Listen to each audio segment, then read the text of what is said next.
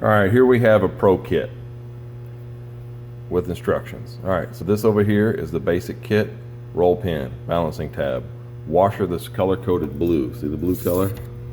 Silver on one side, blue on the other.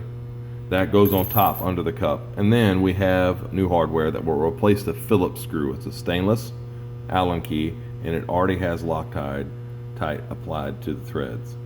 All right. Pro kit is this added: new O-ring, wave washer, shim that goes on the bottom by the gear, and 2 new bushings. And then instructions. They're very basic. The videos are what I'm using for a reference, but this does tell you that X1 on the cam sensor tab, very important, goes up. Do not put it in with the X1 down. It goes X1 up, and the tab needs to be bent away. So once you have it installed correctly or bent correctly, it will look like this: X1 up, tab bent down and away.